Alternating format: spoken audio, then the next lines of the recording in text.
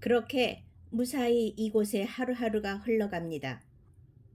간혹 기억할 만한 일이 있었다 해도 거대하고 불투명한 시간의 양감에 묻혀 흔적 없이 지워집니다.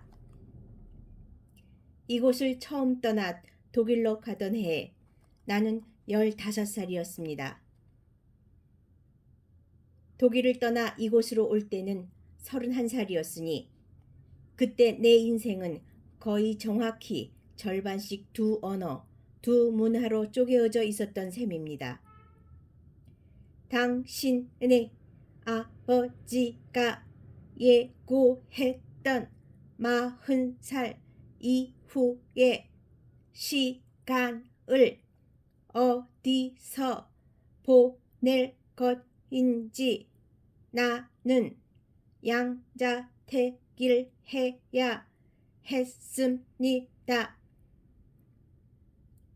모국어를 쓰는 곳으로 돌아가고 싶다고 말했을 때 가족과 스승을 비롯한 모든 사람들이 만류했습니다. 모국에서 뭘 할 거냐고 어머니와 여동생은 물었습니다. 까다롭게 따낸 희랍철학하기 따위는 휴지 조각에 불과할 거라고, 무엇보다 내 특수한 상황을 가족의 도움 없이 혼자 헤쳐나갈 수는 없을 거라고 말했습니다. 그렇다면 꼭 2년만 살아본 뒤 결정하겠다고 나는 어렵게 그들을 설득했습니다. 처음 작정했던 시간의 3배 가까이 이곳에서 살아오고 있지만 아직 나는 어떤 결정도 내리지 못했습니다. 못 견디게 그리웠던 산사태처럼 사방에서 퍼부어지는 모국어에 감격하며 한 계절을 보낸 뒤 겨울이 오자 독일의 도시들이 그랬던 것과 똑같이 서울이 낯설어지기 시작했습니다. 무채색 모지 코트와 점퍼들 속에서 어깨를 웅크린 사람들은 오래 견딘 얼굴, 더 오래 언제까지든 견뎌나갈 얼굴로 내 몸을 스치며 얼어붙은 거리를 종종 걸음쳐 갔습니다. 독일에서 그랬던 것과 똑같이 나는 어떤 표정도 짓지 않고 그들을 바라보았습니다.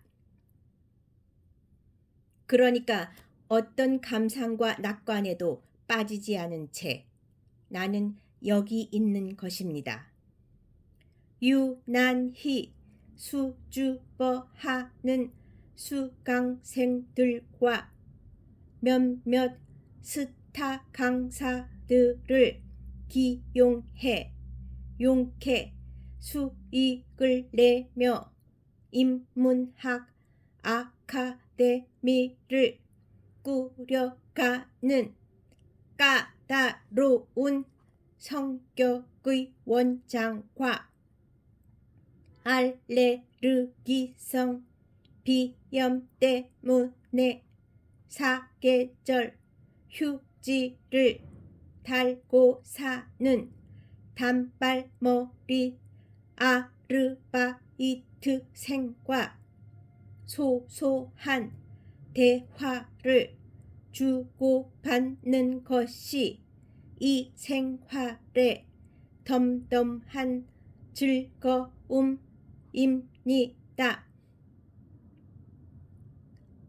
아침이면 그날 강독할 문장들을 확대경으로 들여다보며 암기하고 세면대 위의 거울 속에 어렴풋하게 비쳐있는 내 얼굴을 곰곰이 바라보고 마음이 내킬 때마다 환한 골목과 거리를 한가롭게 걷습니다. 문득 눈이 시어 눈물이 흐를 때가 있는데 단순히 생리적이었던 눈물이 어째서인지 멈추지 않을 때면 조용히 차도를 등지고 서서 그것이 지나가기를 기다립니다.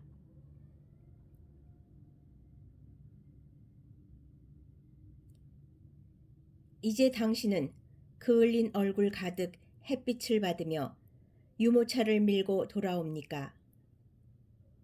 2살배기 딸의 손에선 당신이 한 묶음 꺾어 쥐어준 강아지 풀이 차란차란 흔들립니까?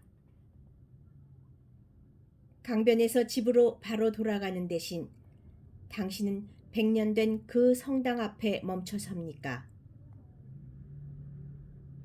단단한 2팔로 아이를 안아 올리고 유모차를 경비에게 맡긴 뒤 서늘한 성당 안으로 들어섭니까? 얼음에 담긴 것 같은 햇빛이 청색 계열의 스테인드 글라스들을 투과해 쏟아져 내려오는 곳. 그리스도는 아무런 고통 없이 십자가에 매달려 천진하게 하늘을 올려다보고 천사들은 잠시 산책 나온 듯 가벼운 걸음걸이로 허공을 거니는 곳. 진한 푸른색과 더 진한 푸른색 잎사귀들이 착하게 손바닥을 펼친 종려 나무들. 옅은 회청색 머리칼에 더 옅은 회청색 수도복을 걸친 환한 얼굴의 성자들.